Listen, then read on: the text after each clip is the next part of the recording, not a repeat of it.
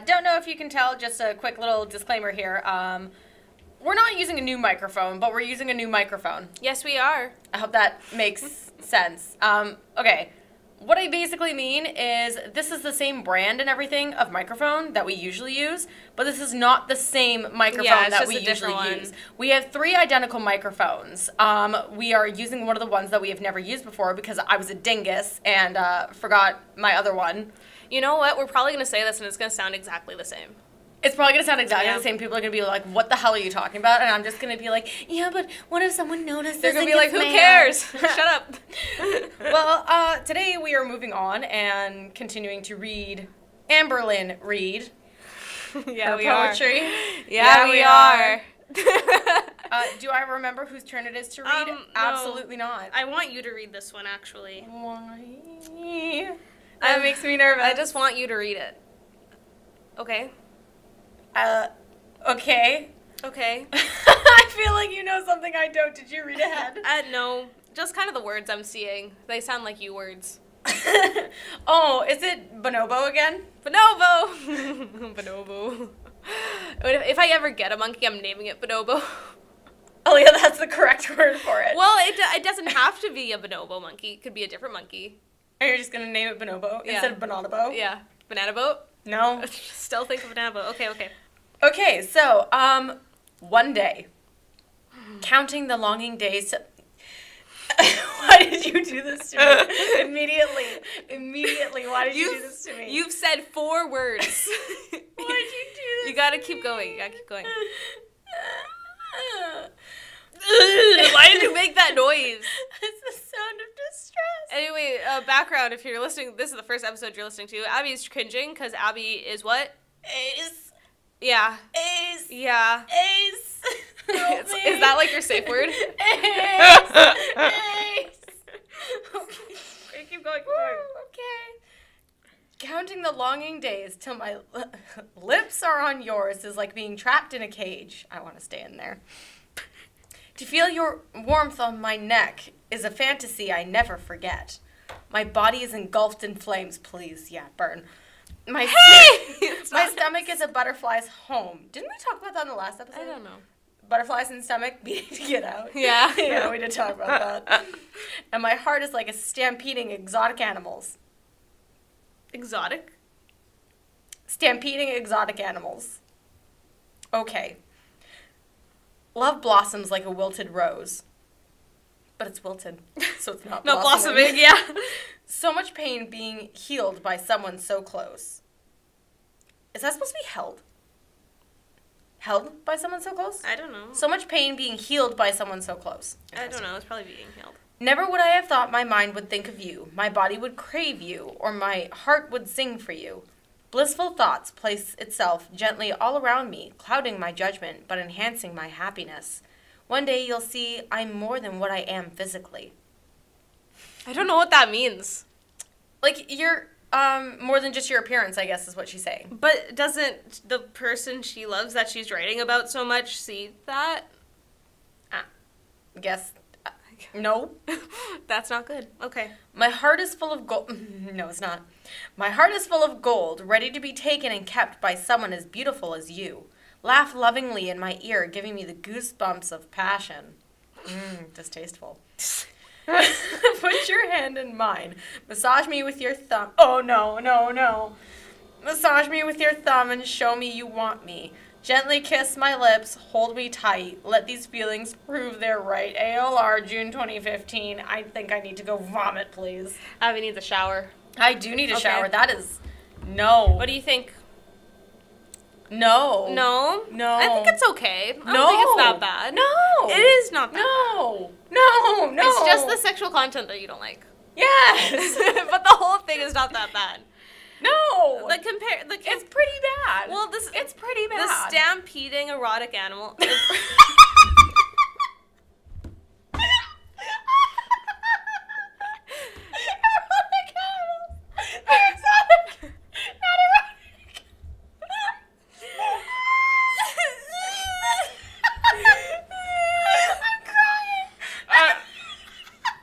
I'm not into bestiality, guys. Erotic animals. I'm never gonna let you becoming a recurring joke from here on out, guys. It's erotic animals, very obviously. We all know what Aliyah's into. No. Erotic animals. I don't support furries. Hey, don't judge furries. They're people too. We'll judge furries. I'm crying. I didn't mean to say it that way, actually.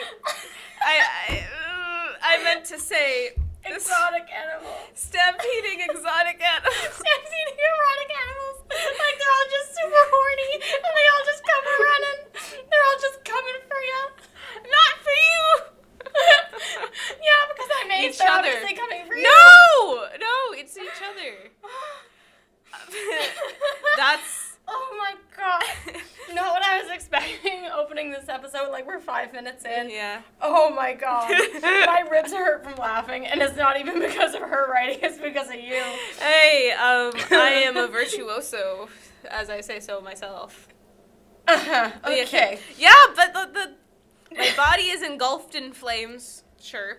My stomach is a butterfly's home. And my heart is like stampeding exotic animals. Why aren't they just like stampeding animals? Why are they exotic? Yeah, what kind of exotic animals are we talking about? Are they zebras? I think are they giraffes? I always think of the Are they hippopotami?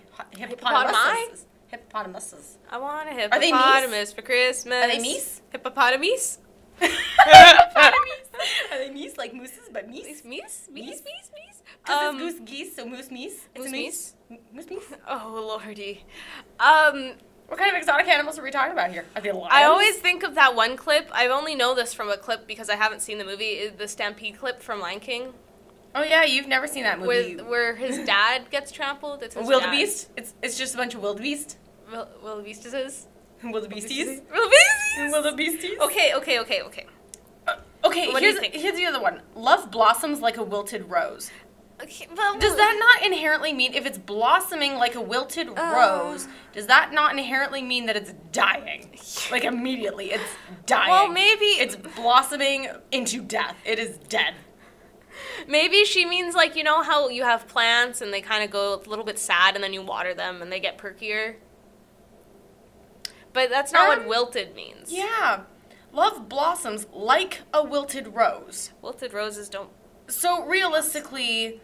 If you replace the word wilted with withering or dying, because, as you know, read that again. Love blossoms like a dying rose.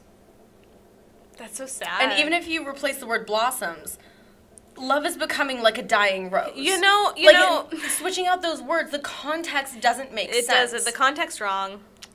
It just doesn't make sense. You can't blossom or grow into something that is in the process of dying. Yeah. I don't... And then there's her line of, my heart's full of gold. No. No. Empathlyn, sit down, please. I don't know. One day you'll see more than what I am physically. I'm still like, but, so this person that you love so much that you say is so healing, they don't see you for more than what you are physically? And that's the other one. Healing. Yeah. Is healed, held? Like, I'm trying to decide if that is a typo or not. I don't think it's a typo. That's so too many much letters. pain being healed by some... Oh, wait. Okay, I think I understand the context now. I think I was just being dumb. And then... I think she's saying, like, she had a lot of pain, and it's being healed by someone so close. But with what I'd read before, it just made it sound like... she should have been in pain, not that she was being healed from pain. I don't know. That could have just been my poor reading skill, though. I don't know if I, like, laugh lovingly in my ear, giving me the goosebumps of passion. Don't like that.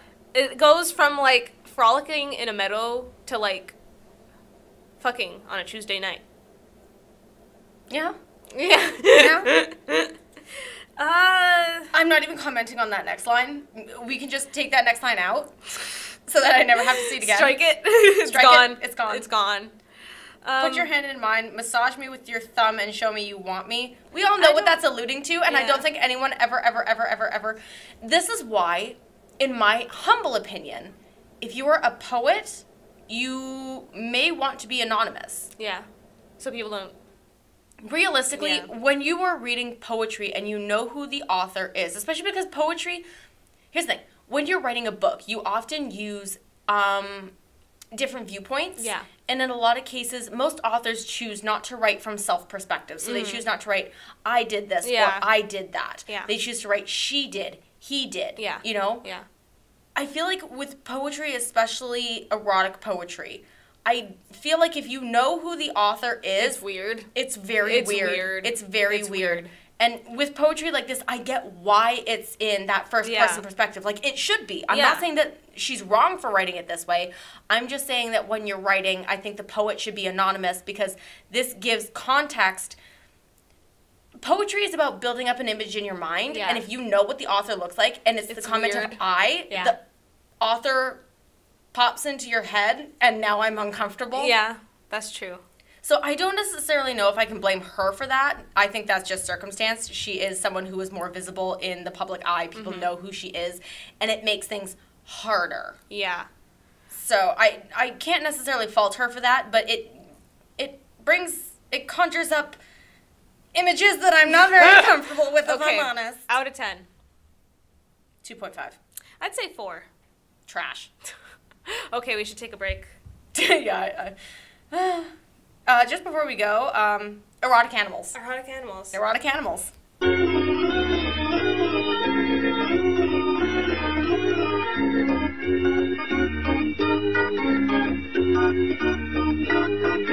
Hello, and welcome back. Erotic animals.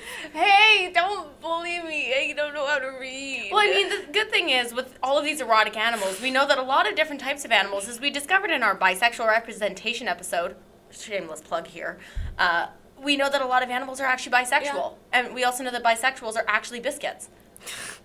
Biscuit? Biscuit. Actually biscuit. Bisexual. Actually biscuit. If I was an erotic animal, what would I be? Ooh, I would be, what is his name? The zebra from Madagascar. Marty. Yeah. Yeah. Okay. I see that for you. Oh, no. Is he an erotic animal? I don't want to think about I don't want to think about it. I don't want to think about it. Okay, I'm reading the next one. It is entitled, Marry Me. Marry me. I can't imagine my life without you.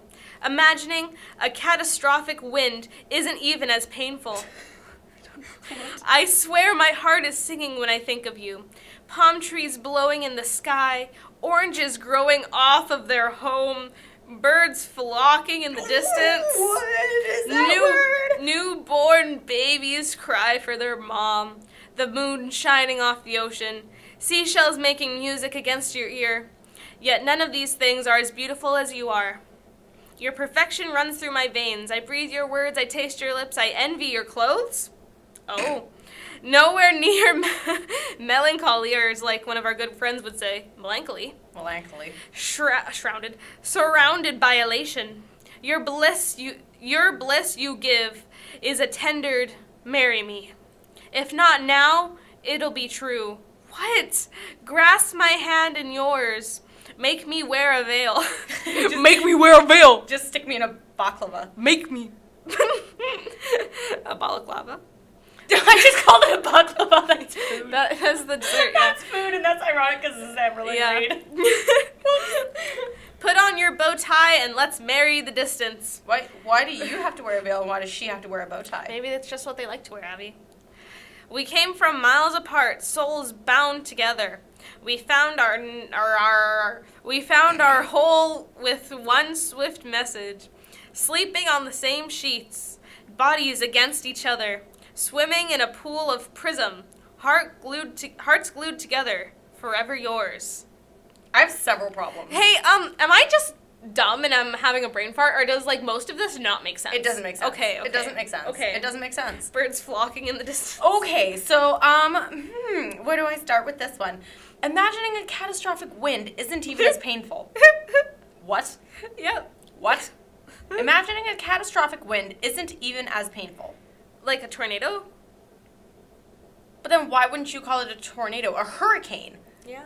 Catastrophic wind versus hurricane. Yeah.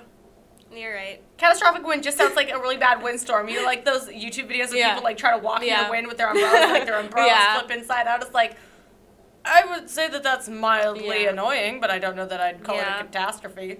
Oranges growing off of their home. Palm trees blowing in the sky. Is that from the hurricane? They just picked up the palm trees, flung them through the air.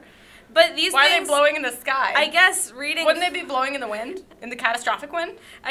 Fuck off. I guess, like, they're supposed to be beautiful, but I don't find oranges growing beautiful. Oranges growing off of their home. Tree? Vine? What do oranges grow on trees or bushes? It's a tree, my dude. Orange tree? My dude. Well, there's lemon trees, so maybe, yeah, you're right. Aliyah, it's a citrus tree. Citrus. Did you think that they grew out of the ground like potatoes? No, but like something, like strawberries grow on bushes. Yeah, no, it's definitely an orange tree. Could you imagine if strawberries grew on trees? I mean, if you let a bush grow tall enough, doesn't that technically become a tree? No. Oh, no. What's the difference between a bush and a tree? I think it's just height. We're going to have to Google that later. Uh-oh. And now the big one. Birds flocking in the distance. Flocking. So that doesn't sound like a big deal, but what you guys can't see is the way she has spelled the word flocking. So a flock of birds. F-L-O-C-K. Flock. Yeah. Flocking. That is not how she has spelled it here. She has spelled flocking F-L-A-W-K-I-N-G. Flocking. Flaw, as in a problem. Yeah. Flocking. That's not a word. Flocking is not a word. No.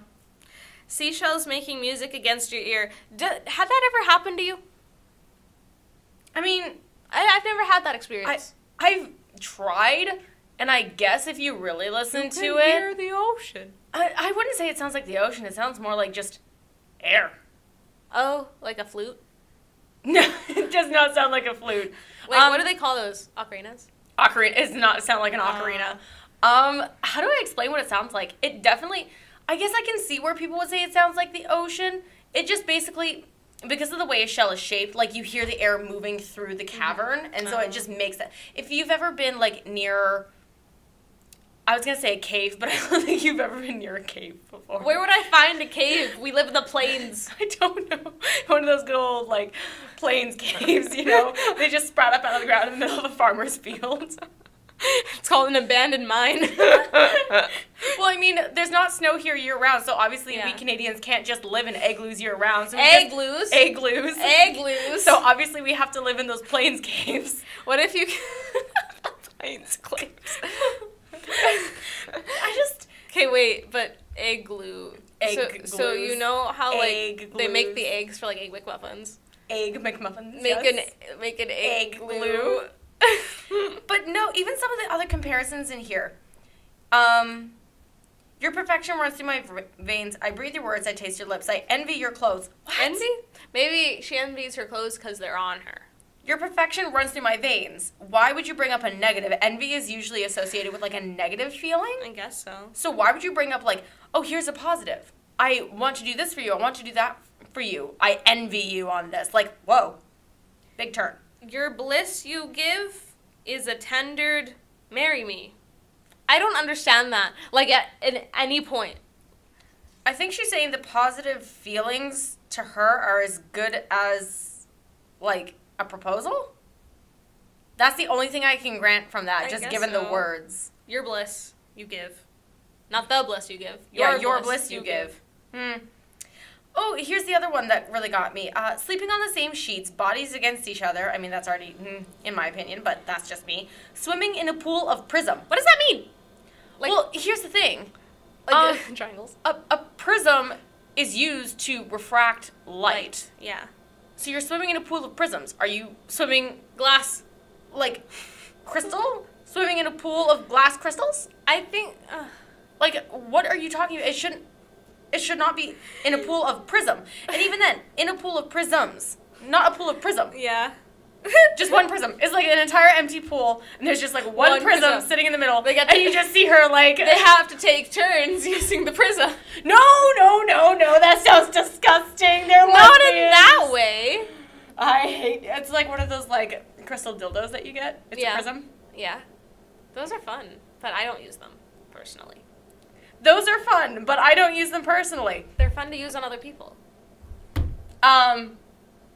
Okay, information I didn't want, but it's somehow received. I don't know that. I would assume that. That's not what you said, though. You said, I know. I know they're fun. They are fun. How do you know that? You know my sexual history, and you know all. Do you know? You don't know that. You don't know that one. But are you sure?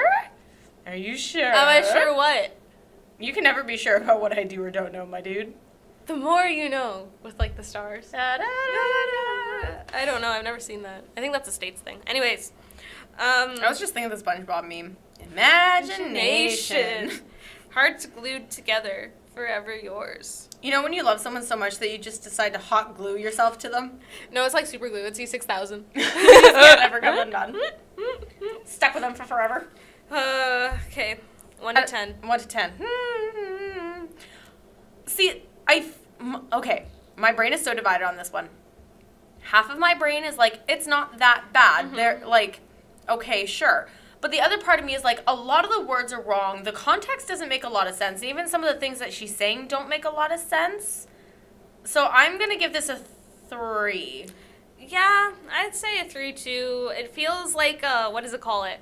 A Mad Libs, but poetry. Yeah, it just kind of like feels like a fill in the blanks, and it's almost like she didn't know. You know where it's like, oh, put a noun here? It's almost like she didn't know what a noun was. Like when she just inserted a random word hoping that it was a noun. When I was reading it, I couldn't like process any of it. I was just like, words coming out of my mouth. Poetry is supposed to flow.